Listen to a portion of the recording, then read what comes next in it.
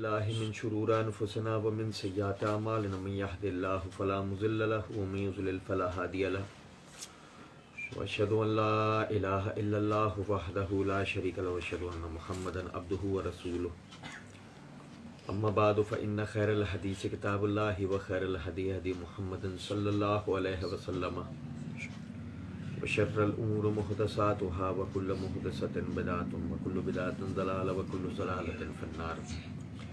أعوذ بالله السميع العليم من الشيطان الرجيم من حمزه ونفخه ونفسه. بسم الله الرحمن الرحيم.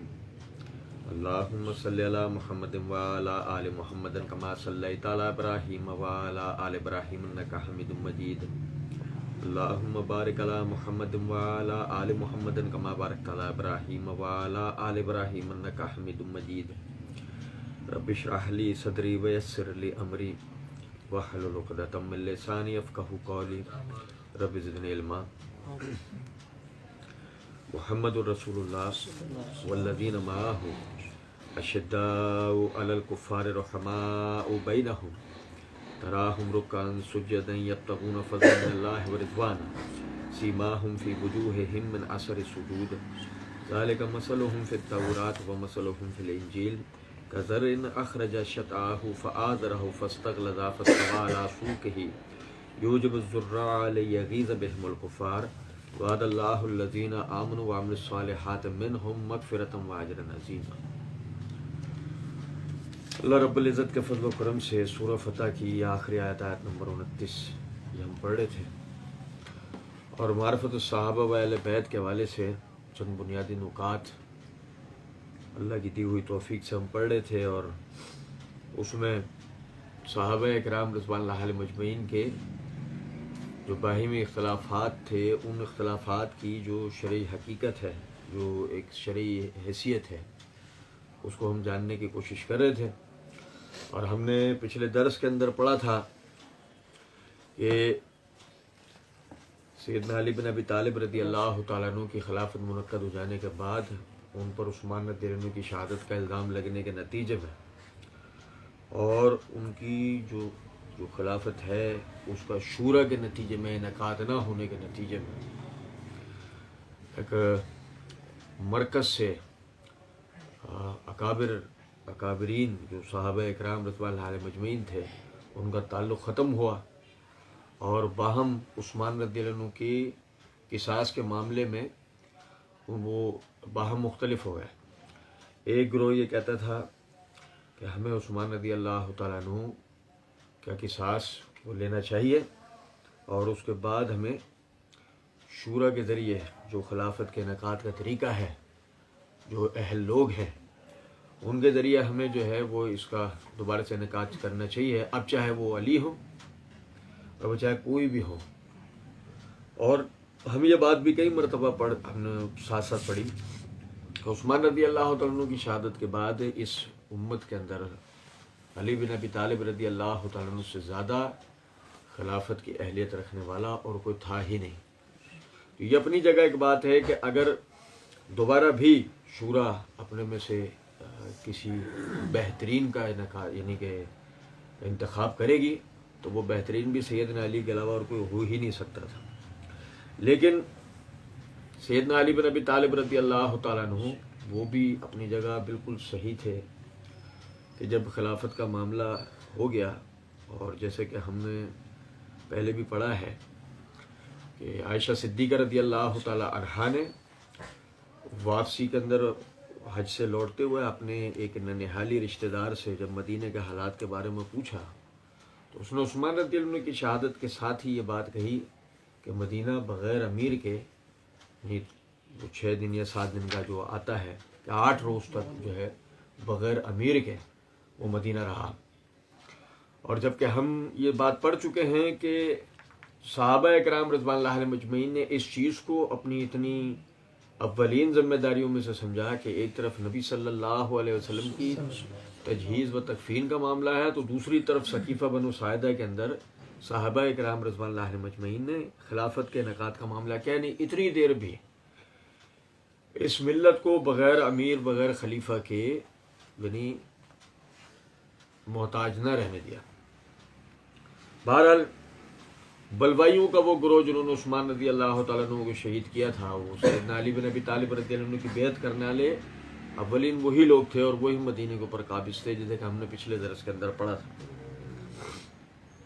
اور آخر میں جب معاملہ یعنی یہ ہوا کہ عائشہ صدیقہ رضی اللہ تعالیٰ عنہا نے صحابہ اکرام رضوان اللہ علیہم اجمعین میں سے وہ حضرات کہ جو مدینہ سے بھاگ کر مکہ کی طرف چلے گئے تھے اور عائشہ صدیقہ رضی اللہ تعالیٰ عنہ کے ساتھ مل کے قصاص عثمان کے مطالبے پر متحد ہو کر کھڑے ہو گئے تھے، تو ان لوگوں نے بصرہ سے جا کے ایک افرادی قوت حاصل کرنے کے لیے انہوں نے بصرہ کی طرف جانے کا ارادہ کیا۔ تو اسی طرح سیدنا علی بن ابی طالب رضی اللہ تعالیٰ عنہ جو کہ شام معاویہ رضی اللہ عنہ کے خلاف جو ہے وہ لشکر لے کر جا رہے تھے، انہوں نے رستے میں اپنے لشکر کو دوبارہ موڑا اور وہ بصرہ کی طرف وہ پہنچ گئے۔ اور جب وہ بصرہ کی جانب پہنچے تو اسی دن یعنی کہ ہم نے آخری درس کے اندر پڑھا تھا کہ سیدنا علی بن ابی طالب رضی اللہ تعالیٰ عنہ کے بڑے صاحبزادے حسن بن علی بن ابی طالب رضی اللہ تعالیٰ عنہ انہوں نے علی رضی اللہ تعالیٰ عنہ سے باقاعدہ یہ بات کہی کہ حضرت میں نے آپ کو ایک مشورہ دیا تھا لیکن آپ نے میری بات نہیں مانی، اب کل آپ اس طرح بے بس بنا کر شہید کر دیے جائیں گے کہ آپ کا کوئی بھی مددگار نہیں ہوگا۔ سیدنا علی بن ابی طالب رضی اللہ تعالیٰ عنہ نے جواب میں کہا تو ہمیشہ ہی لونڈیوں کی طرح روتا رہتا ہے، آخر وہ کیا بات تھی جس کا تو نے مجھے حکم دیا تھا، یعنی کہ جس کا تو نے مجھے کہا اور میں نے اس کی نافرمانی کی؟ تو حسن رضی اللہ عنہ نے کہا میں نے جب سیدنا عثمان رضی اللہ عنہ محسور ہوئے تھا آپ کو یہ کہا تھا کہ آپ مدینہ چھوڑ کر نہیں جائیں، جب عثمان کہیں اور چلے جائیں، آپ کی موجودگی میں سیدنا عثمان کا شہید ہو جانا آپ کے لیے بہتر نہیں۔ جب عثمان شہید ہو گئے تو میں نے آپ کو دوسرا مشورہ یہ دیا تھا کہ آپ ہرگز اس وقت تک خلافت قبول نہ کیجیے جب تک تمام شہروں سے آپ کی خلافت کے لیے وفد نہ آ جائیں اور وہ سب متفقہ طور پر آپ کو خلیفہ منتخب نہ کر لیں۔ پھر جب زبیر اور طلحہ نے آپ کی مخالفت کی تو میں نے اس وقت بھی آپ کو یہ مشورہ دیا تھا کہ اب آپ گھر میں بیٹھ جائیں اور لوگوں کو ان کے حال پر چھوڑ دیں کہ وہ خود باہم فیصلہ کر لیں۔ میں نے آپ سے کہا تھا کہ بہتر یہ ہے کہ فساد کی بنیاد آپ کے ہاتھوں میں نہ ہو، اس کی بنیاد کوئی اور ہی رکھے تو اچھا ہے، لیکن آپ نے ان تمام امور میں میری مخالفت کی۔ یہاں میں نے آپ کے سامنے بات رکھی تھی کہ کوئی اور نہیں، ہمیں کسی اور کے نقطہ نظر کی ضرورت نہیں ہے، خود حسن رضی اللہ تعالیٰ عنہ نے اس بات کی طرف توجہ دلائی ہے کہ سیدنا عثمان رضی اللہ تعالیٰ عنہ پہ شہادت عثمان کا الزام آنا، سیدنا عثمان رضی اللہ تعالیٰ عنہ کا شورا کے بغیر خلیفہ منتخب ہونا، اور عثمان رضی اللہ تعالیٰ عنہ کا بعد میں جب اکابر صحابہ اکرام رضوان اللہ علیہم اجمعین نے یعنی کہ آپ کی بیعت کو ہونے کے بعد بھی جو کہ اس شرط کے اوپر منعقد ہوئی تھی کہ آپ عثمان رضی اللہ تعالیٰ عنہ کا قصاص لیں گے، اور وقت پہ قصاص نہ ہونے کی صورت میں جب صحابہ اکرام رضوان اللہ علیہم اجمعین میں سے بعض طلحہ اور زبیر جیسوں نے، عبداللہ بن عمر رضی اللہ عنہ جیسوں نے جب آپ کی معاملے کو ترک کیا تو اس وقت میں حسن رضی اللہ تعالیٰ عنہ وہ آپ کو یہ کہتے تھے کہ آپ اس معاملے کو چھوڑ دیں، لیکن سیدنا علی بن ابی طالب رضی اللہ عنہ نے اس مشورے کو نہیں مانا۔ میں توجہ دلاتا چلوں گا، یہاں کوئی آدمی بھی یعنی سیدنا حسن رضی اللہ تعالیٰ عنہ کے بارے میں یہ بات نہیں کہے گا کہ خدا نہ خواستہ وہ نازبی ہو گئے تھے، کہے گا؟ یہاں کوئی آدمی بھی ان کے بارے میں یہ بات نہیں کہے گا کہ خدا نہ خواستہ وہ وہابی ہو گئے تھے، کہے گا؟ وہ بے دین ہو گئے تھے۔ آپ میری بات سمجھیں، میں شروع در سے ایک بات بار بار کہتا ہوں کہ مسئلہ یہ ہے، ہمارا سامنا ایک ایسی قوم سے ہے، یعنی خود ہمارا اپنا کردار یہ ہے، ہم عیار مکار قسم کے لوگ واقع نہیں ہوئے ہیں، لیکن ہمارا سامنا ایک ایسی قوم سے ہے کہ جو عیار و مکار قسم کے لوگ، پہلے وہ ہمیں اہل بیت کے نام پر، علی حسن و حسین وغیرہ کے نام پر، پہلے وہ ہمیں عقیدت کی چاشنی دینے کی کوشش کرتے ہیں، وہ ہمیں یہ سمجھاتے ہیں کہ ان سے جو ہماری عقیدت کا جو معاملہ ہے وہ کس طرح کا ہے، ہم ان کے بارے میں تحقیق کا وہ طریقہ نہیں رکھ سکتے جو طریقہ دیگر افراد کے لیے، اور جہاں سوئی کی نوک مڑ کر صحابہ کی طرف آتی ہے تو ساری عقیدت ایک طرف، اب ساری بحث تحقیقی ہوگی، علمی ہوگی، اب عقیدت نہیں ہوگی، صحابہ کی عقیدت کے اوپر کوئی بات نہیں آئے گی۔ یہ آپ میری بات سمجھ رہے ہیں؟ یہاں ایک طرف یہ تو بحث کوئی کرنے کو تیار نہیں ہے، تاثر یہی دے رہے ہیں کہ بھائی وہ حضرات معصومین تھے، صحابہ سے غلطی ہو سکتی ہے، نہیں ہو سکتی تو ان سے غلطی نہیں ہو سکتی، اچھا چلے اسے تو چھوڑیں، اصل بات یہ ہے کہ سب سے غلطی ہو سکتی ہے، مرزا محمد علی سے غلطی نہیں ہو سکتی. یہ سمجھے بات کو؟ یعنی کہ ان حضرات سے تو غلطیاں ہوئی ہیں، وہ کسی نہ کسی طرح ان اکابرین کی طرف غلطیوں کا انتساب کر دینا ہے. نہیں ہونا تو مرزا محمد علی کی طرف غلطی کا انتساب. مرزا کے اندھے لنگڑے لولے مقلد جو ہے وہ یہ ماننا کو نہیں مرزا جی سے غلطی نہیں ہو سکتی. بات آپ میری سمجھ رہے ہیں؟ بہرحال یہ ہم تاریخ تبری پڑھ رہے تھے، اس کی جلد نمبر 3 کے صفحہ نمبر 81 سے آج پھر ایک مرتبہ بھائیوں کو آگے توجہ دلا رہا ہوں. یعنی کہ عائشہ رضی اللہ تعالیٰ عنہ کا داخلہ بصرہ میں ہوا. جب یہ لشکر سیدھی راہ چھوڑ کر آگے بڑھتا رہا حتیٰ کہ بصرہ کے میدانوں میں پہنچ گیا. یہاں پہنچ کر ان کی ملاقات عمیر بن عبداللہ تمیمی سے ہوئی. انہوں نے عرض کیا، اے ام المومنین، میں آپ کو اللہ کی قسم دیتا ہوں کہ آپ آگے تشریف نہ لے جائیں بلکہ ان لوگوں میں سے کسی کو آگے روانہ فرمائیں جو وہاں کے لوگوں کو سمجھا بجھا سکیں. عائشہ رضی اللہ تعالیٰ عنہ نے عرض فرمایا، تم نیک آدمی معلوم ہوتے ہو، لہٰذا تم ہی کوئی مشورہ دو. تو عمیر لسی وہ کہنے لگے کہ آپ ابن عامر کو آگے بھیج دیجئے، کیونکہ بصرہ میں اس کی زمینیں اور مکانات وغیرہ ہیں. وہ آپ کے پہنچنے سے قبل لوگوں سے ملاقات کریں اور آپ جو بات کہنا چاہتی ہوں وہ اہل بصرہ تک پہنچائیں. عائشہ رضی اللہ تعالیٰ نے ابن عامر کو آگے روانہ فرمایا. جب وہ بصرہ پہنچے تو لوگ ان کے پاس آ کر جمع ہونے لگے. حضرت عائشہ رضی اللہ تعالیٰ نے بصرہ کے مشہور اور بااثر آدمیوں کے نام خطوط بھی روانہ کیے، جن میں احنف بن قیس اور صبرہ بن شیمان وغیرہ داخل تھے. حضرت عائشہ رضی اللہ تعالیٰ نے آگے بڑھ کر حفیر میں ٹھہر گئیں اور جواب کا انتظار کرتے رہیں. جب اہل بصرہ کو ان حالات کا علم ہوا تو عثمان بن حنیف نے عمران بن حسین اور ابو الاسود دہلی کو قاصد بنا کر حضرت عائشہ کی خدمت میں روانہ کیا. حضرت عمران بن حسین کا تعلق عوام میں سے تھا اور ابو الاسود حضرت علی کے مخصوص آدمیوں میں سے تھے. عثمان رضی اللہ تعالیٰ نے ان دونوں سے کہا، تم ان کے پاس جاؤ، یعنی ام المومنین کے پاس جاؤ اور انہیں اپنے خیالات سے آگاہ کرو، ان کے خیالات معلوم کرو. یہ دونوں حضرت عائشہ اور ان کے ساتھیوں کے پاس حفیر پہنچے اور حضرت عائشہ رضی اللہ تعالیٰ عنہ سے ملاقات کی اجازت طلب کی. اجازت ملنے کے بعد یہ اندر گئے اور حضرت عائشہ رضی اللہ تعالیٰ عنہ کو سلام کیا اور عرض کیا کہ ہمیں ہمارے امیر نے آپ کے پاس اس لیے روانہ کیا ہے تاکہ ہم یہ معلوم کریں کہ آپ کی یہاں تشریف آوری کی کیا وجہ ہے. تو عائشہ صدیقہ رضی اللہ تعالیٰ عنہ نے فرمایا، مجھ جیسی عورت کسی مخفی کام کے لیے سفر نہیں کر سکتی اور نہ اولاد سے کوئی بات چھپائی جا سکتی ہے. بات یہ ہے کہ مختلف علاقوں کے شور مچانے والے اور قبائل کے جھگڑالو لوگوں نے رسول اللہ صلی اللہ علیہ وسلم کے حرم میں قتل و قتال کیا اور اس میں فتنے اٹھا کر بدعت ایجاد کی اور فتنہ گروں کو حرم رسول میں پناہ دی.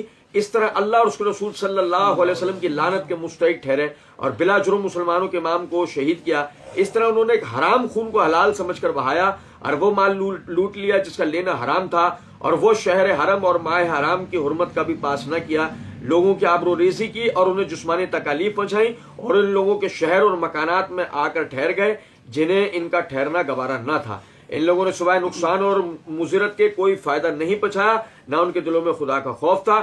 جن لوگوں کے پاس ہی جا کر ٹھہرے ان میں اتنی قدرت نہ تھی کہ وہ انہیں روک سکتے، کیونکہ انہیں خود اپنی جانوں کا خوف تھا. میں نے اس لیے سفر کیا ہے تاکہ تمام مسلمانوں کو بتا دوں کہ یہ جماعت کس قسم کے لوگوں پر مشتمل ہے اور عوام ان کے باعث کس مصیبت میں مبتلا ہیں اور اب ان کا اصلاح پانا ناممکن ہے. اس کے بعد عائشہ رضی اللہ تعالیٰ نے آیت پڑھی، لا خیر فی کثیر من نجواہم الا من امر بصدقۃ او معروف اصلاح بین الناس، کہ ان کی اکثر سرگوشیوں میں کوئی بھلائی نہیں سوائے اس کے کہ سرگوشی صدقے کا حکم دے یا لوگوں کی اصلاح کرے. ہم اس اصلاح کی خاطر میدان میں نکلے ہیں جس کا اللہ عز و جل اور رسول اللہ صلی اللہ علیہ وسلم نے ہر چھوٹے بڑے اور مرد اور عورت کو حکم فرمایا ہے. ہم اس لیے آئے ہیں تاکہ لوگوں کو نیکی کا حکم دیں اور ان کی حفاظت کریں اور برائی سے لوگوں کو روکیں اور دنیا سے برائی کو مٹائیں. یہ ہے عائشہ رضی اللہ تعالیٰ عنہ کا پورا موقف، یعنی جمل کے معاملے میں. آپ سمجھیں ذرا اس بات کو. یہاں پر بہت ممکن ہے کوئی چوچو ہمیں جو ہے وہ روایت سنائے ترمذی والی کہ وہ قوم کبھی فلاح پا نہیں سکتی کہ جس کی حکمرانی اس کی عورت کے ہاتھ میں ہو. لیکن میرے بھائی آپ اس بات کو سمجھیں، یہاں حکمرانی کی کوئی بحث نہیں. عائشہ رضی اللہ تعالی عنہا اپنے منصب یا خلافت یا سیدنا علی بن ابی طالب رضی اللہ عنہ کی خلافت کی منکر نہیں تھی اور نہیں اس کے خلاف نکلے تھے. عائشہ رضی اللہ تعالیٰ نے اتنے بڑے اپنے موقف میں اتنی ساری گفتگو میں ایک جگہ کہیں سیدنا علی کا نام تک لیا ہے نہیں. آپ یہ دیکھو سب سے بڑی بات کہ اگر یوں کہا جائے کہ عائشہ علی کے خلاف تھیں، عائشہ علی کے خلاف کھڑی ہوئی، یہ ساری جو فتنہ برپا ہوا علی کے خلاف ہوا، علی کا کوئی نام تک ہے نہیں. دیکھو کتنے واضح انداز میں حضرت عائشہ رضی اللہ تعالیٰ نے بات کی ہے کہ مجھ جیسی عورت کسی مخفی کام کے لیے سفر نہیں کر سکتی. کون ہے وہ؟ ام المومنین. یعنی کیا مطلب اس بات کا؟ کسی قسم کی سازش کا انتصاب میری طرف نہیں ہوتا. میں جو بھی کام کروں گی وہ کھلا ہے، کیونکہ میں کون ہوں؟ رسول اللہ صلی اللہ علیہ وسلم کی زوجہ، مسلمانوں کی ماں. اور آگے کیا فرمایا؟ اور نہ اولاد سے کوئی بات چھپائی جا سکتی ہے، نہ اولاد سے کوئی بات چھپائی جا. اولاد کون ہے ان کی؟ یہ امت ان کی اولاد، یہ سب ان کے روحانی بیٹے ہیں. آپ سمجھیں ذرا بات کو. اب کیفیت یہ ہے کہ وہ کہتی ہیں کہ مختلف علاقوں کے فتنہ گروں نے، وہی ہم نے جو پہلے سب سے پہلے اس حوالے سے پہلے درس میں پڑھا تھا پروپیگنڈے کے حوالے سے، ان فتنہ گروں نے آ کے حرم کو یرغمال بنایا. مختصر دو جملے بتا رہا ہوں. یرغمال بنایا. یرغمال بنانے کے بعد وہاں لوگوں کو مارا پیٹا، ان سے بدماشیاں کی. آبرو ریزی کا مطلب ان سے مارا پٹائی ان کے ساتھ کی. وہاں کے زبردستی مال پہ غصب، یعنی انہوں نے قبضہ کر لیا اور مسلمانوں کے امیر کو شہید کر دیا. کس مہینے میں؟ ذی الحجہ کے مہینے، جس مہینے میں جہاد تک کو روک دیا، جب تک آپ پہ حملہ نہ ہو. آپ آگے بڑھ کر جہاد نہیں کر سکتے، آپ کچھ کو منع. پھر کون سے علاقے میں؟ حرم مدینہ میں. آپ سمجھو میری بات، کیسی عجیب و غریب بات ہے. میں ابھی تھوڑی دیر پہلے عرض کر رہا تھا، ہمارا سامنا ایک ایسی قوم سے ہے جو انتہائی مکار اور عیار ہے. ہمارے والے تو بڑے سادہ لوگ ہیں.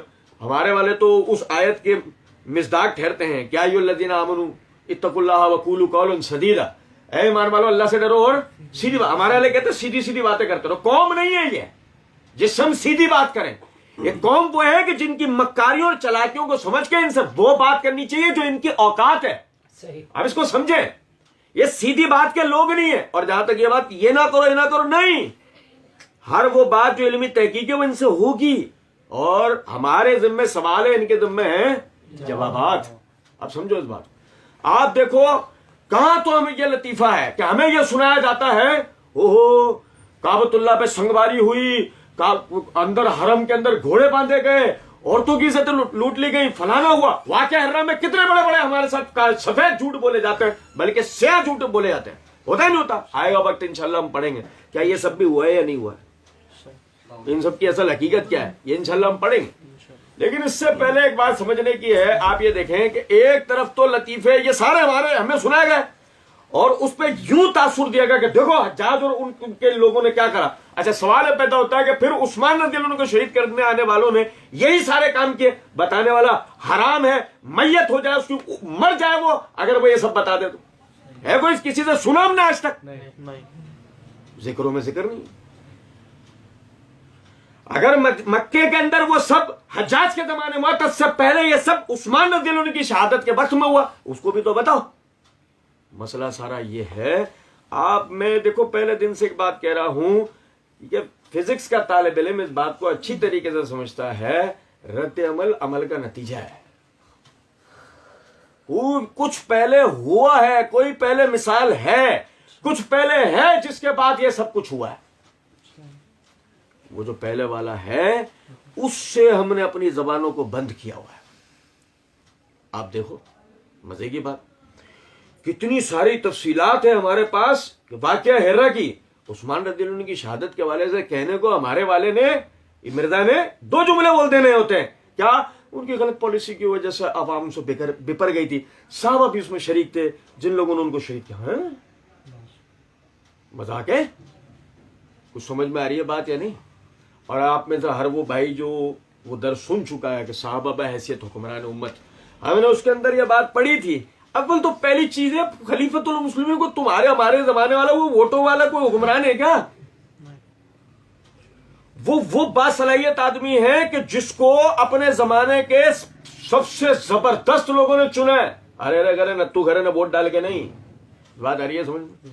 اور ہم نے اس کے اندر پڑھا تھا اس کے فیصلے غلط نہیں ہوتے، تمہاری سوچ غلط ہو سکتی ہے. میں نے مثالیں بھی دی تھی کہ فلاں عمل صحابہ کا بولا جاتا ہے کہ یہ عمل بعثت خلیفہ راشد فلاں خلیفہ نے عمل کیا، وہ عمل صحیح نہیں تھا. ہم نے اس کی تعویل کو پڑھا تھا، کیا مطلب تھا اس اور کتنا اہم تھا وہ اس وقت. آپ سمجھیں کہ عائشہ رضی اللہ تعالیٰ نے اپنے موقف کو بیان کیا اور فرمایا میں نے اس لیے سفر کیا ہے تاکہ تمام مسلمانوں کو یہ بتاؤں کہ یہ جماعت کس قسم کے لوگوں پر مشتمل ہے. میں نے کس لیے سفر کیا ہے؟ یہ کچھ سمجھ میں آ رہی ہے بات؟ وہ الیکٹرانکس میڈیا، پرنٹ میڈیا کا دور نہیں ہے کہ آپ نے ایک پوسٹ لگا دی جس کو سب پڑھ لیں گے. آپ نے ایک میسج جو ہے تمام نمبروں کو سلیکٹ کر کے بھیج دیا. آپ نے کسی اخبار کے ذریعے، کسی چینل کے ذریعے اپنی خبر کو پھیلا دیا. نہیں.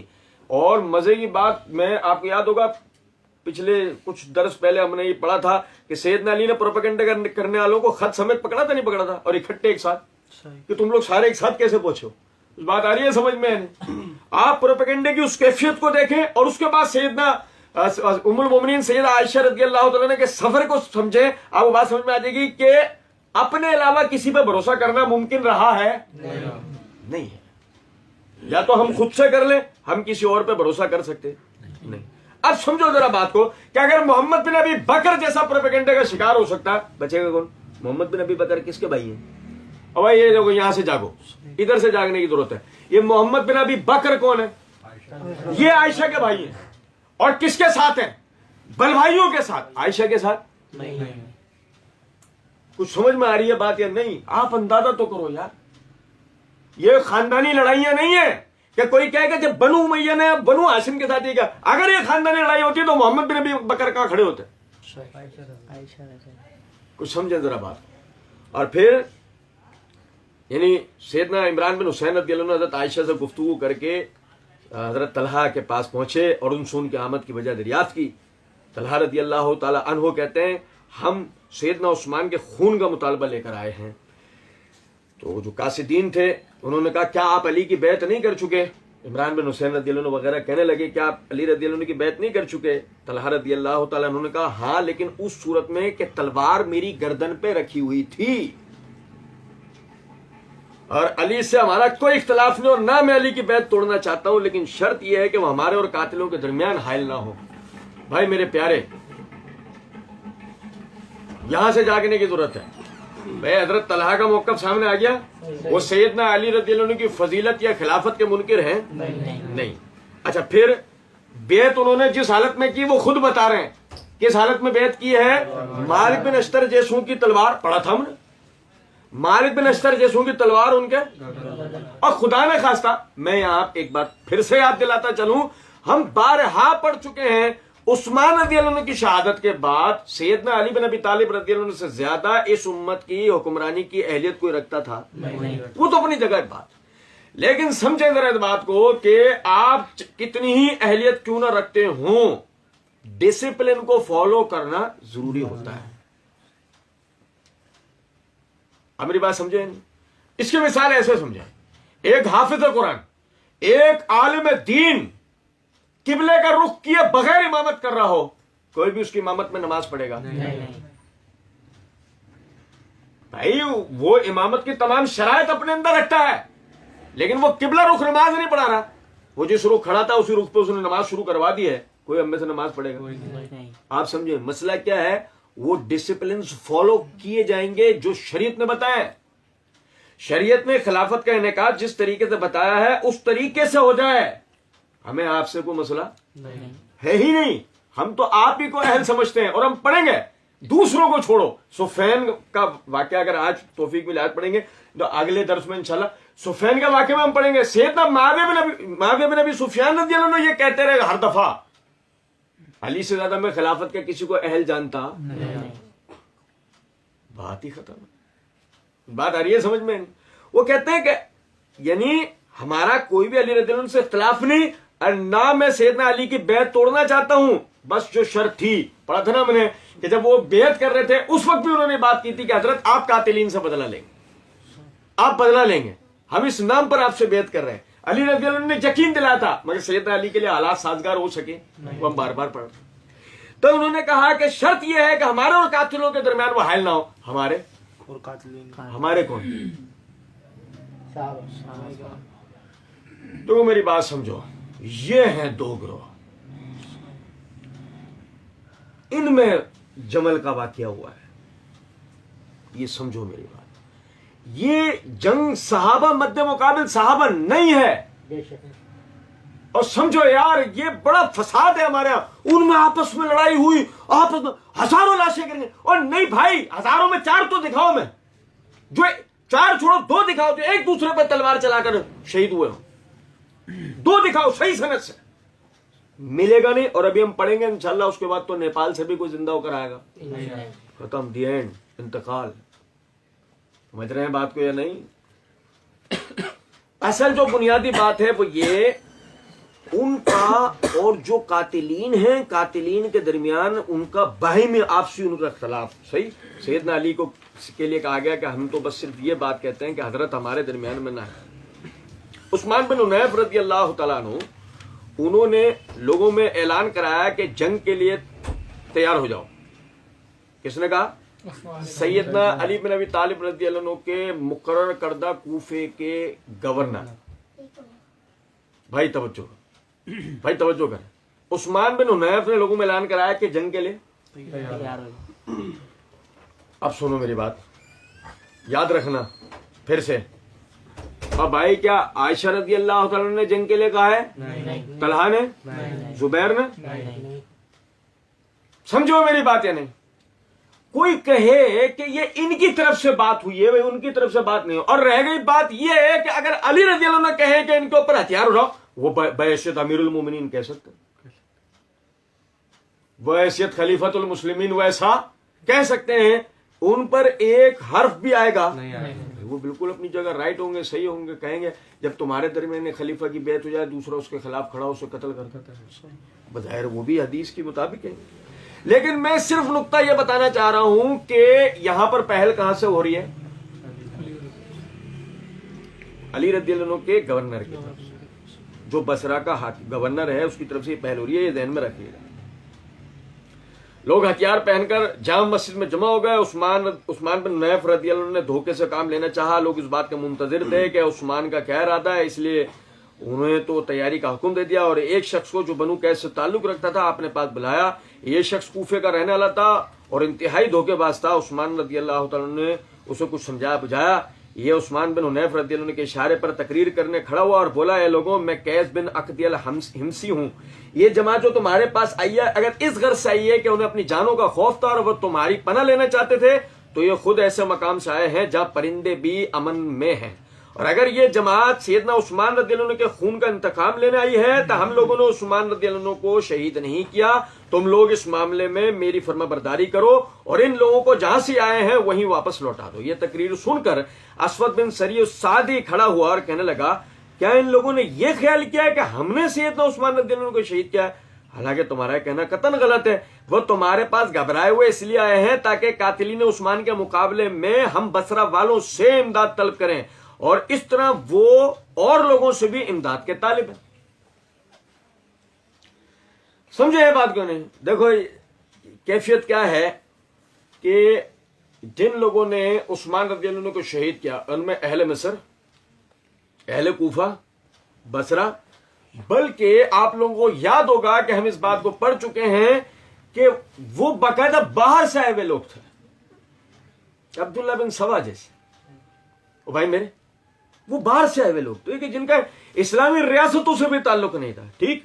اچھا، اب اس کے بعد جب یہ لوگ آئے ہیں، حضرت عائشہ کا موقف ہمارے سامنے آیا نا، میں کس لیے آئی ہوں کہ لوگوں کے اندر اس بات کا شعور جگاؤں کہ قصاص عثمان ہم پر، اپنے امیر کا قصاص لینا ہم پر لازمی ہے۔ یہ کہ قاتلین تم میں موجود ہے، یہ قاتلین ان میں موجود ہے، قاتلین مدینہ میں ہے، قاتلین تم میں موجود ہے، قاتلین وہاں ہیں، میں ان کے خلاف تم سے مدد لینے کے لیے آیا ہوں کہ تم میرے ساتھ تعاون کرو ان کے قصاص کے معاملے میں۔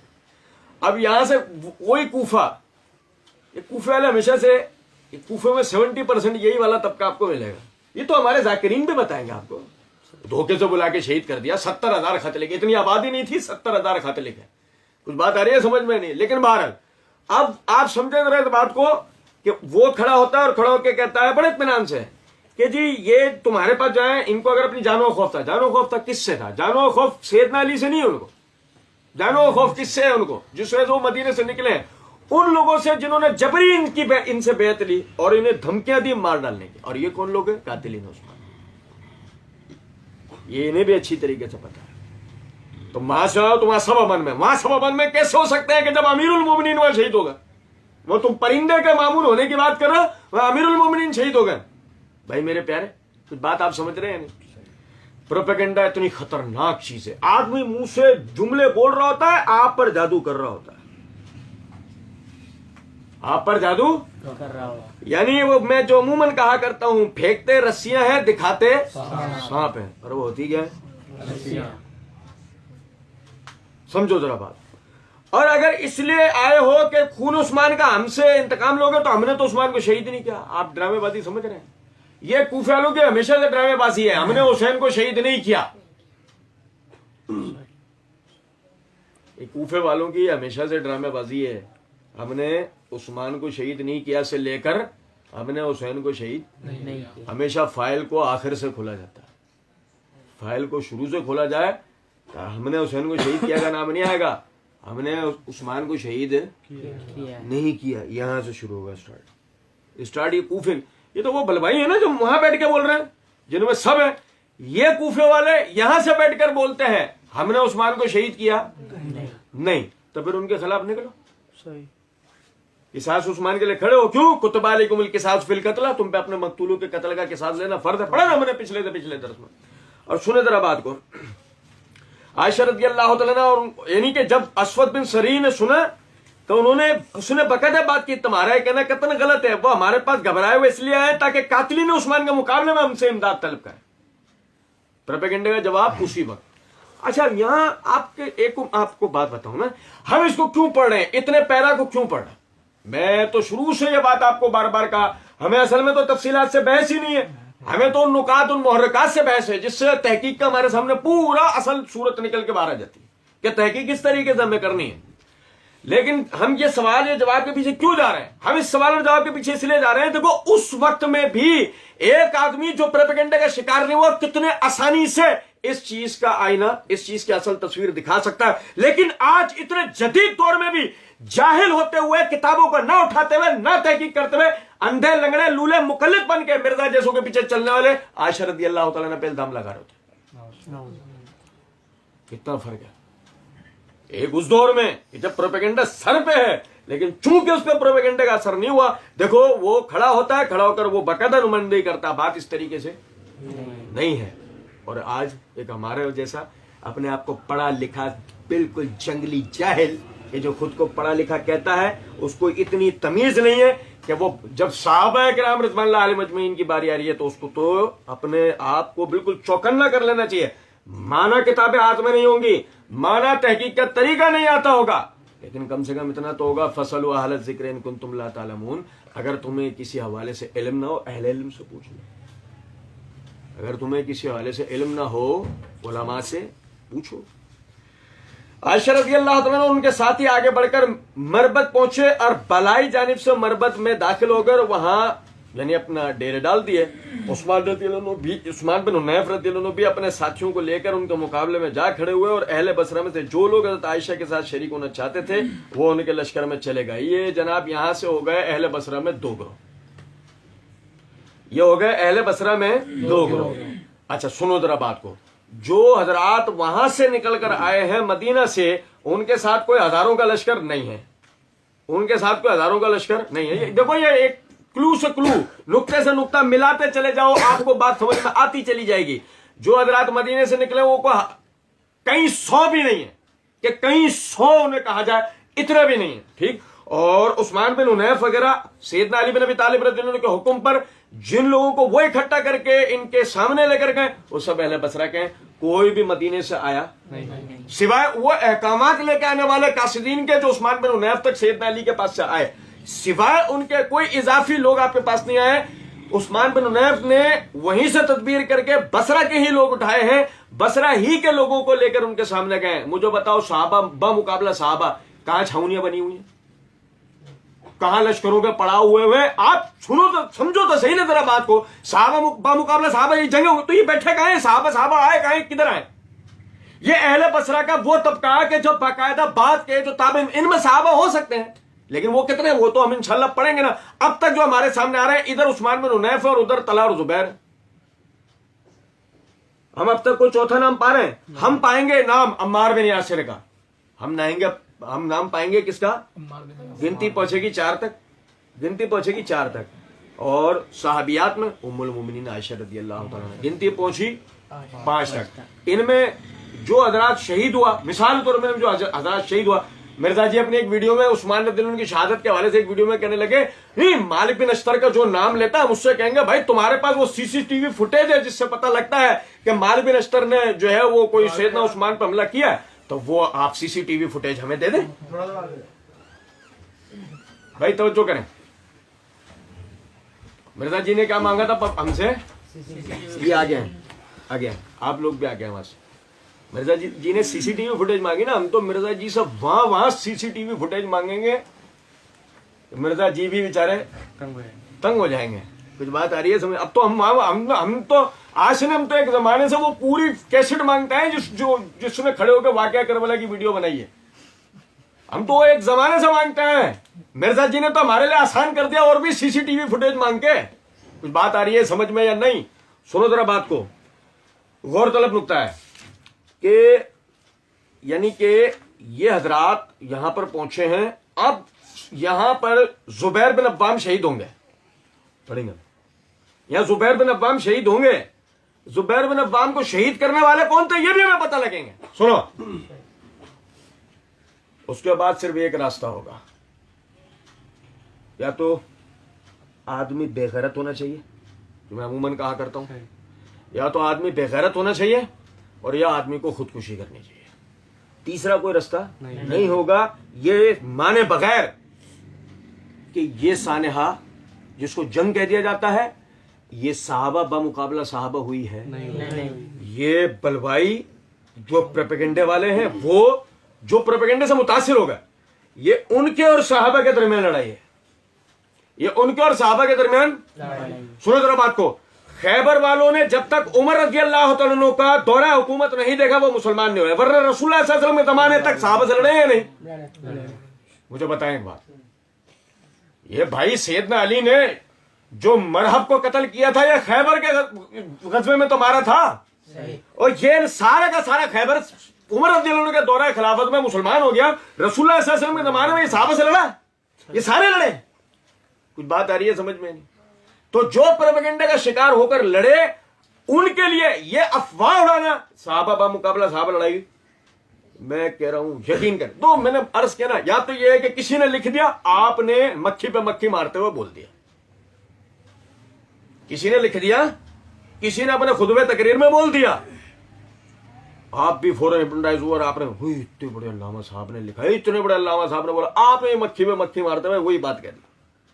لیکن جب آپ سے کہا گیا وہ دلائل، میں تو بخاری مسلم کی روایت سنا رہا ہوں، سنو میں کیا سنا رہا ہوں؟ پچھلے دنوں ہم نے پڑھا تھا نا مرزا جی کے پوری ویڈیو کا جواب ہم نے پڑھا، میں بخاری مسلم کی روایت سنا، مرزا جی اپنی سٹوریاں سناتے سناتے پتہ نہیں کہاں پہنچ گئے، صرف ایک جملہ صحیح مسلم کی روایت کا سنا گیا، پبلک کو تاثر دیا کہ میں سارا پڑھ کے سنا رہا ہوں، کہاں سے؟ صحیح مسلم سے، حالانکہ انہوں نے ایک جملہ صحیح مسلم سے پڑھا عمر بن عاص رضی اللہ عنہ کے لیے، باقی سارا انہوں نے اپنی طرف سے گھڑا۔ ہم نے اصل کتاب کھول کے خود دیکھی سب بھائیوں، اصل کتاب، یہ بات اسی طرح ہے مرزا جی بتا رہے۔ سنو، حضرت طلحہ رضی اللہ عنہ مربت کے دائیں جانب کھڑے ہوئے تھے، اور ان کے پہلو میں زبیر رضی اللہ عنہ کھڑے تھے، اور عثمان بن حنیف مربت کے بائیں جانب کھڑے تھے۔ وہ تقریر کے لیے آگے بڑھے، لوگوں نے ایک دوسرے کو خاموش کیا۔ حضرت طلحہ رضی اللہ عنہ نے اللہ تعالیٰ کی حمد و ثنا کے بعد سیدنا عثمان کی شہادت اور ان کی فضیلت کا ذکر کیا، اور بتایا کہ مدینہ رسول کی کس طرح بے حرمتی ہوئی ہے، اور کس طرح اس میں خون بہایا گیا ہے جس کا بہانا حرام تھا۔ سیدنا طلحہ نے وہ تمام مظالم بیان کیے جو سیدنا عثمان رضی اللہ عنہ پہ کیے گئے تھے، پھر لوگوں کو ان کے خون کا بدلہ طلب کرنے کی دعوت دی، اور فرمایا اس قصاص میں اللہ عز و جل کے دین اور اس کے حکم کی عزت ہے، کیونکہ مظلوم خلیفہ کے خون کا قصاص طلب کرنا اللہ کے احکام میں سے ایک حکم ہے۔ اگر تم قصاص طلب کرو گے تو صحیح راہ پر چلو گے اور تمہاری خلافت تمہارے ہاتھ میں آ جائے گی، اور اگر تم اس قصاص کو چھوڑو گے تو نہ تو کوئی حکومت قائم رہ سکتی اور نہ کوئی نظام چل سکتا ہے۔ آپ لوگوں کو یاد ہوگا قصاص والی آیت میں نے آپ لوگوں کو پڑھ کے سنائی تھی کہ کتنی بڑی بات اللہ رب العزت نے اس آیت کے اندر فرمائی ہے، وَلَكُمْ فِي الْقِصَاصِ حَيَاتٌ، کہ قصاص کے قانون میں تمہارے لیے زندگی ہے۔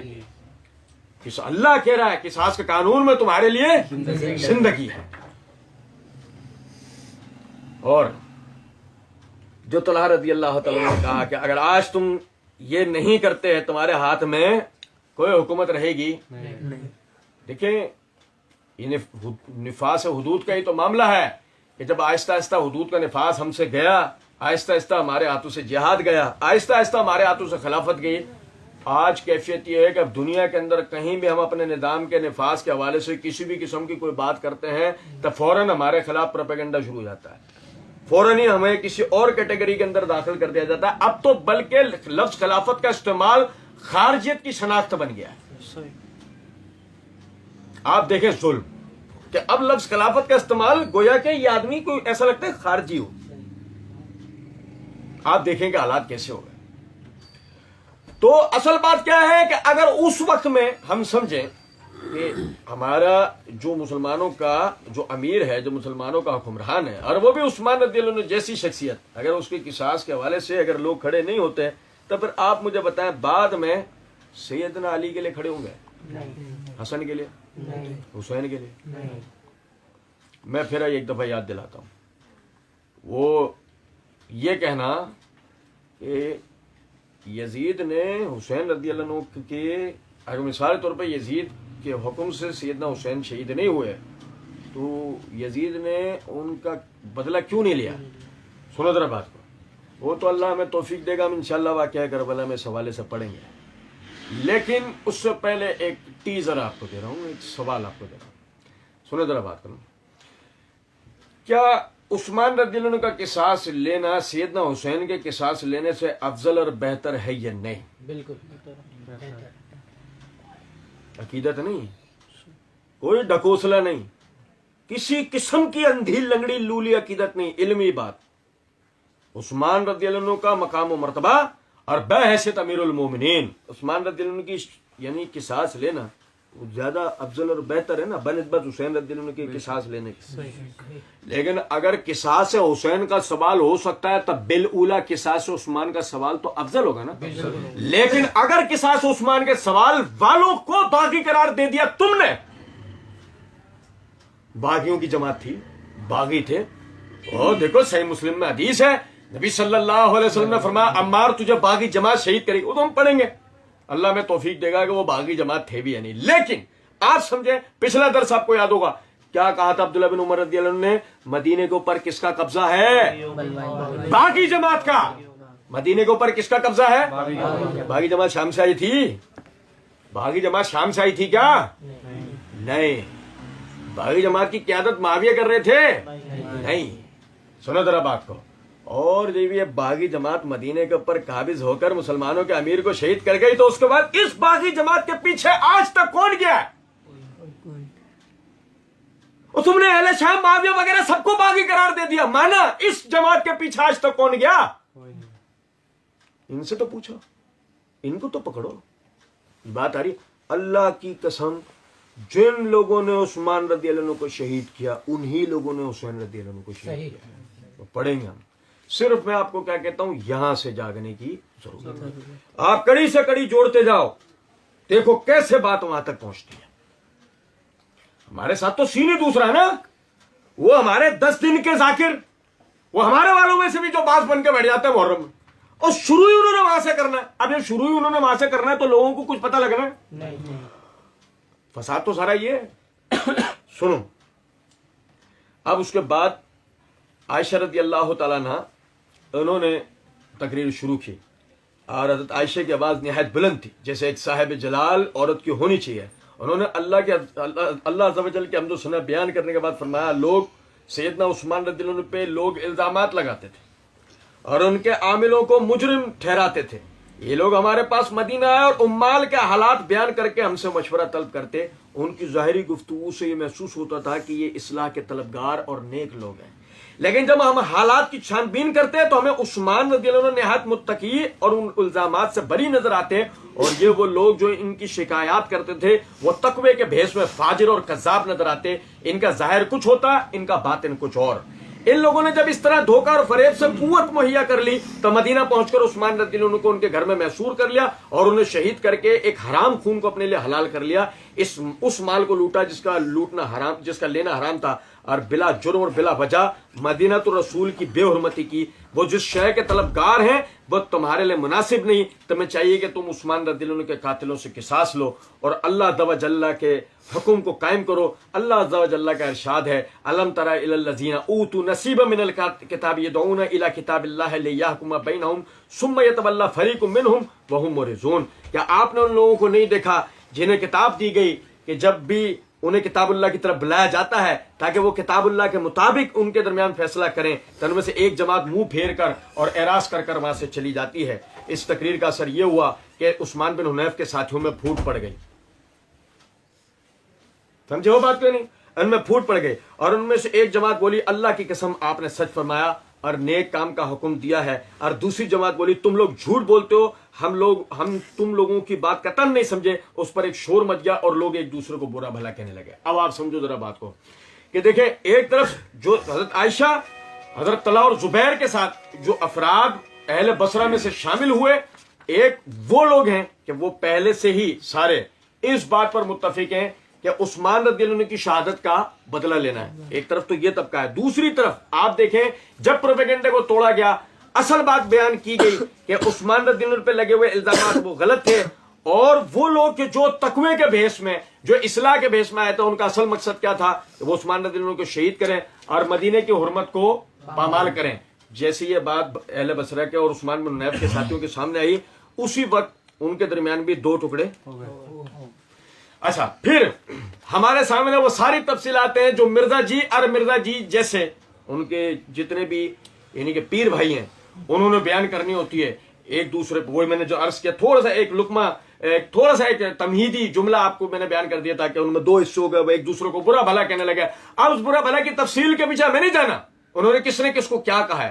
ہم اس کے بعد اصل بات کی طرف آتے ہیں. صفحہ نمبر 127 سیدنا علی بن ابی طالب رضی اللہ تعالیٰ عنہ وہ یعنی بصرہ کی طرف یعنی انہوں نے یعنی کوچ کرنا شروع کیا اور جب حضرت عائشہ والا جو لشکر ہے وہ زیکار پہنچ گیا تو حضرت علی نے کاکا بن عمرو کو طلب فرمایا اور انہیں اہل بصرہ کے پاس قاصد بنا کر روانہ کیا.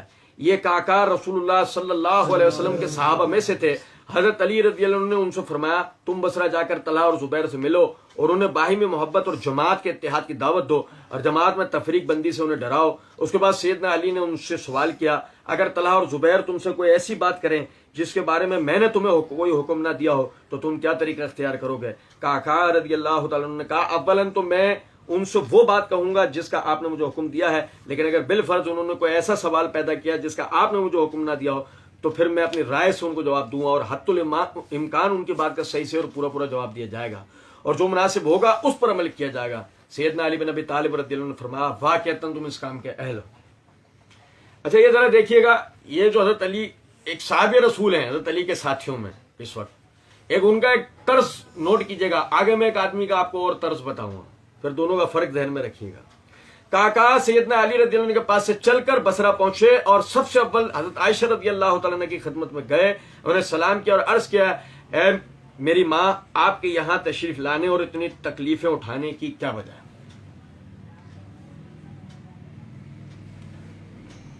انداز دے گا آپ نے بات کرنے کا بھائی, باغی سے اس طرح بات نہیں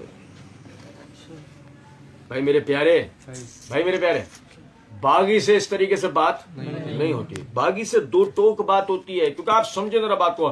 دیکھو لا جتنے اسٹرکٹ ہوگا قانون جتنا سخت ہوگا اتنا جلد آپ جرم کو ختم کر سکتے ہیں. آپ نے جہاں بھی قانون کے اندر نرمی اختیار کری وہاں عثمان رضی اللہ عنہ کی شہادت جیسے واقعات ہوتے ہیں. ہم نے پڑھا تھا شہادت والے واقعے میں. اور آپ دیکھیں سیدنا عائشہ رضی اللہ تعالیٰ نے آدمی بھیج کر سیدنا عائشہ رضی اللہ تعالیٰ نے فرمایا میں لوگوں کی اصلاح کے لیے یہاں آئی ہوں. کاکا رضی اللہ تعالیٰ عنہ نے کہا تو طلحہ اور زبیر کو بھی بلوا لیجئے تاکہ وہ میری بات سن سکیں اور میں ان کے خیالات معلوم کر سکوں. عائشہ رضی اللہ تعالیٰ نے آدمی بھیج کر ان دونوں کو طلب فرمایا. یہ بھی جب یہ دونوں آ گئے تو کاکا نے ان دونوں سے مخاطب ہو کر عرض کیا کہ میں نے ام المومنین عائشہ رضی اللہ تعالیٰ سے اس شہر میں تشریف آوری کی غرض دریافت کی. انہوں نے فرمایا کہ میں لوگوں کی اصلاح کے لیے آئی ہوں. کیا آپ دونوں حضرات کو اس سے اتفاق ہے یا اختلاف ہے؟ زبیر و طلحہ دونوں کہنے لگے ہمیں اس سے اتفاق ہے, ہمیں اس سے اتفاق.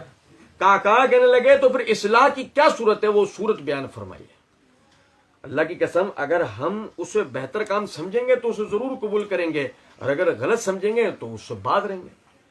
जुबैर और तलहा ने कहा जब तक सैयदना उस्मान के कातिलीन कत्ल ना किए जाए उस वक्त तक मामला दुरुस्त नहीं हो सकते, क्योंकि अगर किसास को छोड़ दिया गया तो ये कुरान का तर्क करना होगा, और किसास लेने में हुक्म कुरानी का अहया है।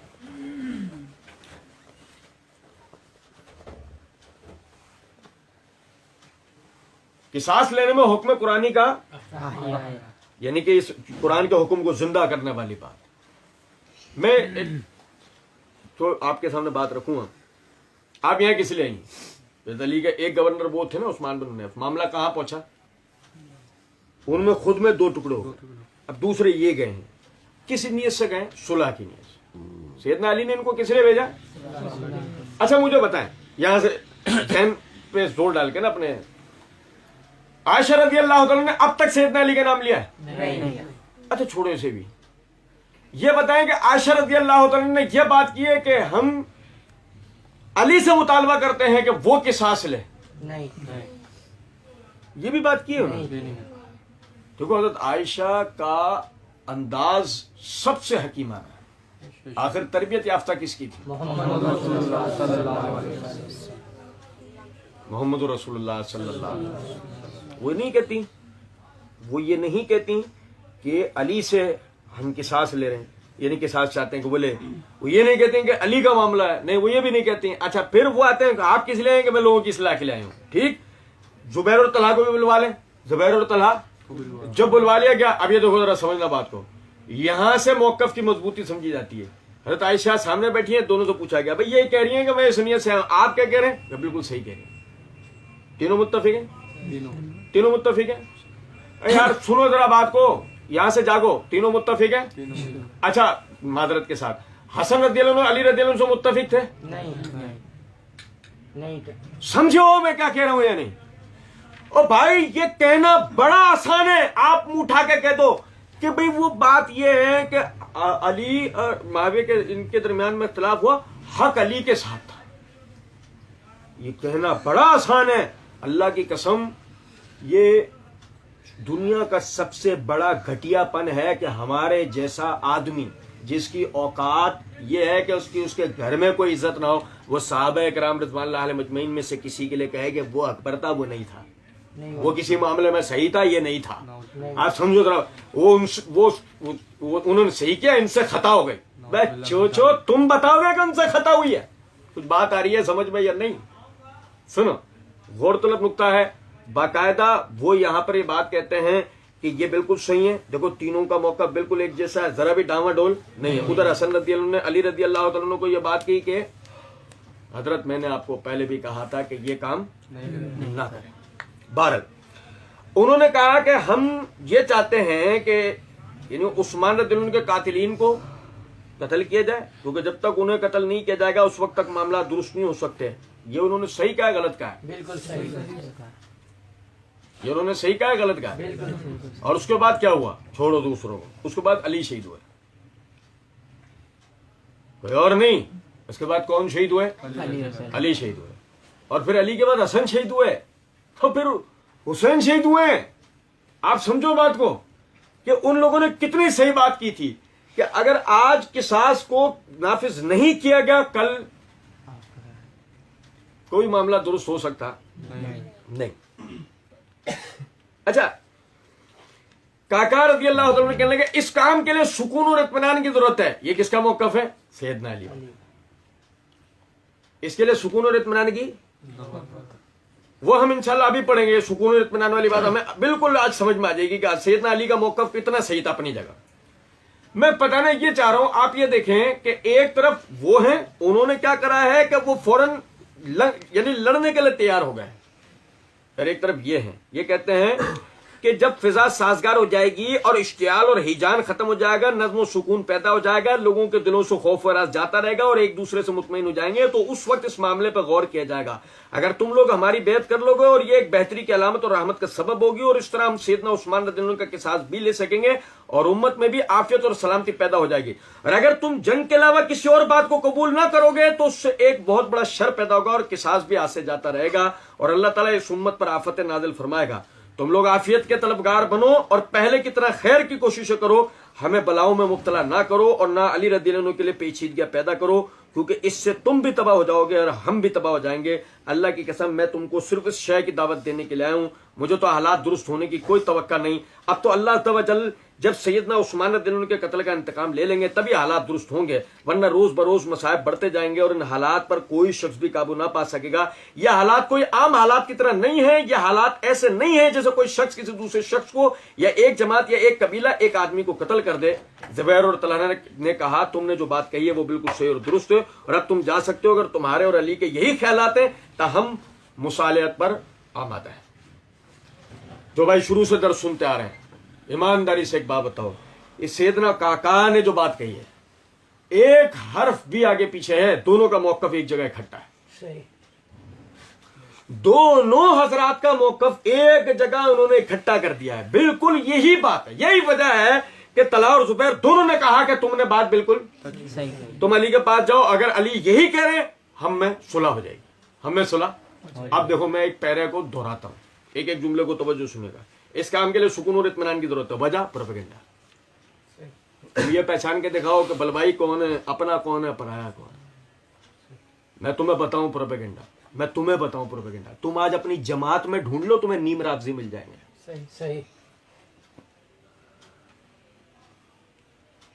اور گو اگر یہ سلسلہ اسی طرح چلتا رہا، یقین کرو اگر ہم نے اس کام کو اجتماعی طور پہ نہیں کیا، صحابہ کرام رضوان اللہ علیہم اجمعین کا دفاع ہم نے اجتماعی طور پہ نہیں کیا، ان پہ لگنے والے الزامات کے ہم نے جوابات نہیں دے، ہماری نسلیں رافضی پیدا ہوں گی۔ یقین کریں آپ، صحیح، یہ اتنا خطرناک کینسر ہے، ہماری نسلیں رافضی پیدا ہوں گی، ہاتھ ملتے رہ جائیں گے ہم صرف۔ اور سنو، انہوں نے کہا اس کام کے لیے سکون اور اطمینان کی ضرورت ہے، کیوں؟ پروپیگنڈا ہے۔ جب فضا سازگار ہو جائے گی اور اشتعال و ہیجان ختم ہو جائے گا، نظم و سکون پیدا ہو جائے گا، لوگوں کے دلوں سے خوف و راز جاتا رہے گا، لوگوں کے دلوں سے خوف و راز۔ یار آپ اس کیفیت کا اندازہ کریں۔ او بھائی، یہ جنگیں لڑنے والی قوم تھی، یہ اسلام سے پہلے بھی جنگیں لڑنے والی قوم تھی، یہ وہ لوگ نہیں ہیں یہ جن کو امریکہ دھونس دے سکتا دے سکتا ہے نہیں، اور یہ چپ ہو جائیں۔ نہیں، یہ وہ قوم ہے کہ جن کو دھونس دینے کا مطلب یہ ہے کل صبح جنگ کی تیاری کر لو۔ بات آ رہی ہے سمجھ؟ اور سنو، غور طلب نکتہ ہے، پھر کیا وہ مسلمان ہو گئے، اور مسلمان ہونے کے بعد تو کیفیت کیا ہے؟ فَإِذَا عَزَمْتَ فَتَوَكَّلْ عَلَى اللَّهِ، جب تو ایک دفعہ پختہ ارادہ کر لے پھر تو ایک بھی فوج ہے اور 100 بھی فوج ہیں اور 1000 بھی فوج ہیں، سارے فوج ہیں۔ سمجھ رہے ہیں نہیں؟ انہیں کوئی ڈرا سکتا نہیں، پر انہیں خوف ہے۔ ڈر اور خوف میں فرق ہوتا ہے، میں بتا سورہ زمر میں، ڈر اور خوف میں انہیں خوف کس چیز کا ہے؟ خوف اس چیز کا ہے، سنو، ابو بکر اور عثمان ایک ساتھ کھاتے تھے، پیتے تھے، بیٹھتے تھے، چلتے تھے، آتے تھے، جاتے تھے، ایک دوسرے کا ہاتھ تھامے ایک دوسرے سے باتیں کرتے، خوشیوں میں ایک ساتھ، غموں میں ایک ساتھ، مصیبتوں میں ایک ساتھ، راحتوں میں ایک ساتھ، خندقوں میں ایک ساتھ، میدانوں میں ایک ساتھ، دریاؤں میں ایک ساتھ۔ لیکن بیٹا عثمان کی داڑھی پکڑتا ہے، بیٹا عثمان کی داڑھی پکڑتا ہے، عثمان کہتے ہیں، پڑھا تھا نا میں نے، عثمان کہتے ہیں بیٹا تیرا باپ اس جگہ ہوتا میرے ساتھ ایسا نہیں کرتا۔ یہ ہے پروپیگنڈا۔ کچھ پتا نہیں کہ کب فلاں کیا کردار ادا کرے، کچھ پتا نہیں کب ہمارے ساتھ کون کیا کر جائے، ہمیں اس بات کا پتا، یہ خوف و ہراس کی کیفیت، یہ ہم جب ایک دوسرے سے مطمئن ہو جائیں گے۔ اچھا آپ بتاؤ، یہاں تک آپ میں ہم سب سیدنا علی کی گورنمنٹ سچویشن سمجھ رہے ہیں؟ نہیں سمجھ رہے ہیں کہ وہ کس حالات کے اندر حکومت کر رہے ہیں، کہ بلوائی ہیں، فتنہ فساد پھیلا ہوا ہے، کنٹرول کرنا اتنا آسان؟ کیونکہ آپ ان نکالو صحیح اصل دہشت گرد کون ہے، پہلے ان کو پتہ تو لگے گا اصل دہشت گرد یہ لوگ، اس سے پہلے تک آپ انہیں پکڑ سکتے ہیں؟ آپ کوشش کر رہے ہیں، لیکن کیفیت یہ ہے کہ گھیرا آپ ہی کے گرد تنگ ہوتا جا رہا ہے۔ بھائی میرے سنو ذرا بات کو، اچھا بتاؤ گورنمنٹ سچویشن سمجھ میں آ رہی ہے؟ سو گئے یہ جا کریں؟ سیدنا علی کی کیفیت خلافت کی سمجھ آ رہی ہے؟ بالکل۔ اچھا آپ کیا کہتے ہیں کہ اس حوالے سے ہمیں سیدنا علی رضی اللہ عنہ کے موقف کو ان کی جگہ کھڑے ہو کے سمجھنا چاہیے؟ بالکل۔ اور اگر ہم ان کی جگہ کھڑے ہو کر سوچیں گے نا تو میرے بھائی خودکشی کر لیں گے، ہم نہیں جھیل سکتے، وہ ان کی ہمت تھی، ہم نہیں جھیل سکتے، ہم تو اس میں ایک منٹ نہیں گزارا، ہم بھاگ جائیں گے، اپنے لوگوں کو چھوڑ کے نکل جائیں گے۔ ہمارے علی بھی لندن بھاگ جاتے ہیں، چلے آتے ہیں نہیں چلے آتے ہیں، یہاں سب سے نعرے لگواتے ہیں، یہاں سب سے معاملات کرواتے ہیں، یہاں ساری چیزیں ہو رہی ہوتی ہیں، خود وہاں بیٹھ کر بھائی ٹیلی فونک خطاب ہو رہے ہیں، ویڈیو پہ خطاب ہو رہے ہیں، فلانے خطاب ہو رہے ہیں، یہ خطاب ہو رہے ہیں، اپنے لوگوں کے درمیان ہے نہیں ہے، اپنے لوگوں کے درمیان نہیں ہے۔ سیدنا علی اپنے لوگوں کے درمیان تھے، آخری وقت تک نہیں گئے۔ شہادت عثمان کا الزام بھی اسی وجہ سے پڑھا تھا نا میں نے، شہادت عثمان کا الزام بھی ان پر اسی وجہ سے آیا، وہ مدینہ چھوڑ کر بھاگے تھے؟ نہیں بھاگے تھے۔ سنو ذرا بات، ہم ان کی جگہ ہوتے نہیں کر سکتے تھے، بڑا مشکل ہے۔ سیدنا حسن کی خلافت کی سچویشن سمجھ میں آتی ہے، وہ تو پڑھیں گے، اللہ میں توفیق دے گا مرزا جی کے جواب میں۔ یہ سنو سچویشن ابھی سے، کیفیت ابھی سے سمجھ میں آتی ہے۔ معاویہ رضی اللہ عنہ کیا آتی ہے، یزید کیا آتی ہے، صاحب سن گیا، یہ ہے پروپیگنڈا۔ آئی سمجھ میں بات؟ دیکھو عثمان رضی اللہ عنہ کی شہادت پہ کوئی بات نہیں، سیدنا علی کی خلافت کی سچویشن ہم پڑھ رہے ہیں، سمجھ میں آ رہی ہے؟ آپ حالات اس طرح کے، یہ حالات پہلے کنٹرول تو اس کے بعد ہی کچھ ہو سکتا ہے نا۔ سیم یہی کیفیت اب آپ اپلائی کرو حسن پر، یہاں بھی ہم، ہاں معاویہ، ہاں یزید، آئی سمجھ میں کچھ بات یا نہیں؟ علی تک ہاں، حسن تک ہاں، معاویہ تک ہاں، ہو سکتا ہے یزید تک۔ یہ ہے پروپیگنڈا۔ حالات تو ایک ہی، حالات کا بدلے، یا تو کہو حالات بدلے ہاں کب؟ نام لوگے تو میت ہو جائیں گے، اور نام نہیں لوگے تو ہمارا مقدمہ حل ہو جائے گا۔ نام لوگے تو تمہاری میت اٹھیں گی، نام نہیں لوگے تو ہمارا مقدمہ حل ہے۔ کیا ہم جو بات کریں اپنی جگہ، آپ ایسے نہیں کر سکتے، قوم شعیب والی حرکت نہیں کر سکتے، لینے کے بعد کچھ اور دینے کے کچھ اور نہیں ہو سکتا۔ آپ جو بات علی کے لیے کریں گے وہ آپ کا آگے بھی لے آنی پڑے گی، وہ بات آپ کو آگے بھی لے آنی پڑے گی۔ آپ جب تک اس پوری صورتحال سے بحث نہیں کر لیتے، آپ نہ بناؤ اس کو کوئی یورپی سرحد، مت بناؤ، اب اس کو مت بناؤ کوئی ایسی سرحد جہاں بالکل امان و سکون ہو، جہاں کسی قسم کا کوئی پروپیگنڈا، دہشت گردی، باہر سے کوئی باقاعدہ ریکروٹ اندر نہ بھیجو۔ آپ ڈرامے بازی نہیں کرو، آپ ان حالات کے بارے میں پورا بتاؤ، اس زمینی کیفیت کے بارے میں پورا بتاؤ۔ ہم کیا پڑھتے آ رہے ہیں اتنے دن سے، ہم اتنے دن سے کیا پڑھتے آ رہے ہیں؟ جاگ رہے ہیں زمینی حقائق، اس زمینی حقائق کو پڑھتے آ رہے ہیں نا ہم سارے، جبھی تو ہمیں سمجھ میں آہستہ آہستہ آ رہا ہے یہ اصل میں معاملہ کیا ہے۔ آپ دیکھیں وہ کہتے ہیں کہ اگر تم لوگ ہماری بیعت کر لو گے یہ ایک بہتری کی علامت اور رحمت کا سبب ہوگی، اور اس طرح ہم سیدنا عثمان کا قصاص بھی لے سکیں گے اور امت میں بھی عافیت اور سلامتی پیدا ہو جائے گی۔ اگر تم جنگ کے علاوہ کسی اور بات کو قبول نہ کرو گے تو اس سے ایک بہت بڑا شر پیدا ہوگا اور قصاص بھی ہاتھ سے جاتا رہے گا۔ اس کا مطلب کیا ہوا کہ جو سیدنا علی رضی اللہ عنہ کے حقیقی عامل ہیں، آپ دیکھو حقیقی جو گورنر ہیں، حقیقی ان کی طرف سے جو سفیر ہیں، وہ بھی نہیں چاہتے جنگ ہو، چاہتے ہیں وہ بھی نہیں چاہتے آپس میں خون ریزی کی کوئی کیفیت ہو، سوال ہی نہیں پیدا ہوتا۔ اچھا جی، اس کے بعد سمجھیں، وہ کہتے ہیں اللہ کی قسم میں تم کو صرف اس شے کی دعوت دینے کے لیے آیا ہوں، مجھے تو حالات درست ہونے کی کوئی توقع نہیں ہے۔ بھائی میں نے تو نہیں کہہ دیا یہ بات، جاگ رہے ہیں سو رہے ہیں؟ یہ سیدنا علی کے بھیجے ہوئے عامل کہہ رہے ہیں، یہ میں نہیں کہہ رہا ہوں، آپ کو سمجھنا پڑے گا۔ یہ تاریخ تبری جلد نمبر 3 صفحہ نمبر 129، آپ اپنے پاس کتاب اٹھائیں، آپ اپنے پاس پڑھیں، آپ میرے کہے پہ نہیں چلیں کہ جی میں پڑھ کے سنا رہا ہوں آپ میرے کہے پہ، آپ خود اٹھائیں۔ وہ کہہ رہے ہیں اللہ کی قسم میں تم کو صرف اس شے کی دعوت دینے کے لیے آیا ہوں، مجھے تو حالات درست ہونے کی کوئی توقع نہیں ہے۔ اب تو اللہ عز و جل جب عثمان کے قتل کا انتقام لے لیں گے تبھی حالات درست ہوں گے۔ یہی طلحہ اور زبیر نے کہا تھا، جب تک عثمان کا قصاص نہیں ہوگا حالات درست۔ یار آپ سمجھو، جب تک لٹکاؤ گے نہیں زینب جیسے واقعات ختم نہیں ہوں گے. عوام کی آواز ہے او بھائی میرے, یہ کس کی آواز ہے؟ جب تک لٹکاؤ گے نہیں یہ زینب جیسے واقعات ختم نہیں ہوں گے. یہ ہے مسئلہ. آپ نے اگر قاتلین کو چھوڑے رکھا, آپ بھول جاؤ کہ امن و امان کی کوئی کیفیت بنے گی, کیونکہ یہ قاتلین امن و امان ہونے دیں گے. جو شروع سے درس سنتا آ رہا ہے انہیں قاتلین کا انٹرویو یاد ہوگا, کیا باتیں کر رہے تھے آپس میں. او بھائی میرے, نہیں سمجھے؟ اور سنو ذرا بات کو. اب تو اللہ عز و جل جب عثمان کے قتل کا انتقام لے لیں گے تبھی حالات درست ہوں گے, ورنہ روز بروز مصائب بڑھتے جائیں گے, ان حالات پر کوئی شخص بھی قابو نہ پا سکے گا. اللہ کی قسم کیا زبردست لوگ تھے یہ صاحب کرامت. یہ ہے کرامت, زندہ کرامت ہے. یہ کاکا بن عمرو رضی اللہ عنہ کی زندہ کرامت ہے. اب تو حالات روز بروز خراب ہوں گے. بتاؤ, اس کے بعد 3 مہینے میں ہی سفین کا واقعہ ہوا, اس کے بعد سیدنا علی شہید ہوئے, پھر حسن رضی اللہ عنہ اہل مصر کی بغاوت, پھر اس طرح آہستہ آہستہ سلسلے چلتے چلتے بتاؤ کہاں ہماری تاریخ کو چین سے بیٹھنے دے رہے ہیں کہیں بھی. ہمارے اچھا وہ ہم نہیں, ہمارے بیان کرنے والے چوچو جتنے ہمارے یہاں کے آج کے جدید چائنا کے مورخین ہیں, انہوں نے جب بیان کرنا ہوتا تو کس جگہ جا کر ایسا امن و سکون کا گہوارہ انہوں نے ہماری تاریخ میں دکھانا ہے سوائے ارطغرل اور جمیلہ کے, حلیمہ کے. نہیں سمجھے؟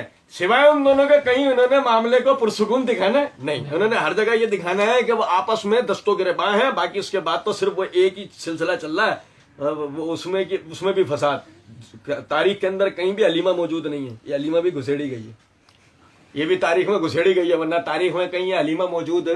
یہ ڈھونڈتے رہو گے, نہ حلیم ملے گا نہ حلیمہ ملے گی. دونوں ہندوستان کی پیدائش ہیں, یقین کروا. بہرحال اور اس کیفیت کیا ہے, یہ حالات کوئی عام حالات کی طرح نہیں ہیں. یہ حالات کوئی عام حالات کی طرح نہیں ہیں. یہ حالات ایسے نہیں ہیں جیسے کوئی شخص کسی دوسرے شخص کو یا ایک جماعت ایک قبیلے کے آدمی کو قتل کر دے. یعنی کیا مطلب کہ کوئی شخص کسی شخص سے بدلہ لے لے, کہ ایک قبیلے نے مارا ہے تو اس پورے قبیلے نے اس قبیلے سے بدلہ لے لیا. حالات یہ والے نہیں ہیں, باقی حالات یہ والے نہیں ہیں. بھائی بلوائی جو ہیں مصر سے ہیں, طائف سے ہیں, کوفہ سے ہیں, بصرہ سے ہیں, شام سے ہیں, حتیٰ کہ عرب ریاستوں کے اسلامی ریاستوں کے باہر سے ہیں. یہ سب مل کر ہیں, اکٹھے ہو کے ہیں. یہ کون سی والی پلاننگ ہے جو ہجرت کے وقت میں ابو جہل اینڈ کمپنی دار الندوہ میں اکٹھے ہوئے تھے اور ابلیس نے آ کے ان کو سمجھایا تھا, میں تمہیں بتاؤں محمد کو قتل کیسے کرنا ہے. ہر قبیلے سے ایک ایک آدمی چنو, سب مل کے محمد پہ بلوا کر کے حملہ کریں. جب محمد قتل کر دیے جائیں گے نعوذ باللہ, تو جب محمد کے قبیلے والے بدلہ لینے آئیں گے تو سارے قبائل سے تھوڑی لڑیں گے کوئی, یوں نے آخر خون بہا پہ ماننا پڑے گا, اور اس طرح ہماری اس سے جان چھوٹ جائے گی نعوذ باللہ. سیرت کا مطالعہ کرنے والے بھائیوں کو پتہ ہے یہی پلان دہرایا گیا سیدنا عثمان کی شہادت پر. یہی وجہ ہے کہ بدلہ لینا آسان ہو رہا, انتقام لینا آسان ہو رہا, کیونکہ آپ نکالو کس نے مارا, 1-2 آدمی ہو تو سمجھ میں آتا پورا بلوائے ہو, پورا بلوائی تھے. یہی وجہ ہے کہ وہ کاکا رضی اللہ تعالیٰ عنہ بھی یہی کہہ رہے ہیں کہ یہ ایسا نہیں ہے کہ ایک شخص سے بدلہ لے لیں یا ایک جماعت سے. زبیر اور طلحہ کہتے ہیں تم نے جو بات کہی ہے وہ بالکل صحیح اور درست ہے, اب تم جا سکتے ہو. اگر تمہارے اور علی کے یہی خیالات ہیں تو ہم اس یعنی مصالحت پر آمادہ ہیں. کاکا بہت خوش سیدنا علی کے پاس پہنچے اور انہیں ان حالات سے مطلع کیا. سیدنا علی رضی اللہ تعالیٰ عنہ بہت خوش ہوئے اور تمام لوگ صلح کی گفتگو کرنے لگے. ان میں سے بعض تو ایسے تھے جو صلح سے بہت خوش تھے اور بعض ایسے تھے جو صلح کو نہایت ناپسند کرتے تھے. باقی انشاءاللہ ہم اگلے درس کے اندر پڑھیں گے. آپ بھائیوں کو صرف یہاں تک جو بتانے کا مقصد تھا میرے بھائی وہ یہ بات تھی کہ دیکھیں ہمیں یہ بات سمجھنی چاہیے کہ یہ کہہ دینا تو بہت آسان ہے کہ نعوذ باللہ سیدنا علی وہ سب سے زیادہ حق پر تھے, وہ زیادہ حق پہ تھے اور باقی وہ ان سے خطائیں ہو گئیں. وہ نہیں, صحابہ سب کے سب حق پر تھے. وہ علی ہوں, وہ عائشہ ہوں, وہ طلحہ ہوں, زبیر ہوں, وہ معاویہ ہوں یا کوئی اور ہوں, صحابہ سب حق پر. ان حضرات نے جو کیا وہ خود سے صحیح سمجھ کے کیا اور حالات کو وہ اس وقت ہم سے بہتر دیکھ رہے تھے. حالات کی سنگینی کا اندازہ ہمیں نہیں ہے, ہمیں حالات کی یار چھوڑو نا، ہم تو ایک ایسے جدید دور کے اندر ہیں، آج ہمارے جتنے چوچو اس حوالے سے باتیں کرنے والے ان سے پوچھو یہ بتاؤ معیشتی حالات کب درست ہوں گے؟ جب تم اور ہم معیشتی حالات پر بات نہیں کر پا رہے، اس معیشتی اونٹ کو کسی کروٹ نہیں بٹھا پا رہے، جب اس پہ ہم فیصلہ نہیں کر پا رہے، تو آپ سمجھو کہ باقاعدہ سول وار کی کیفیت ایک علاقے میں ہو گئی ہے اور باقاعدہ حکمران شہید ہو چکا ہے۔ لیبیا میں معمر قذافی کے بعد کیا ہوا ہے، آپ ذرا لیبیا کو دیکھ لو اور اس وقت کے مدینے کا حال سمجھ لو، آپ کو سمجھ میں آ جائے گا۔ حالانکہ معمر قذافی ہمارا نور نظر ہو تو ہو، ان کا نور نظر نہیں تھا، لیکن عثمان تو اپنے ہوں یا پرائے سب کے نور نظر تھے بھائی۔ وہ کون سی آنکھ تھی سوائے جن کے باپوں کا نہیں پتا، وہ کون سی آنکھ تھی کہ جس کی آنکھ کا بال عثمان ہو، ورنہ سب کی آنکھوں کی روشنی عثمان تھے۔ اللہ رب العزت سب کو سمجھنے اور عمل کرنے کی توفیق دے۔ وما علینا الا البلاغ۔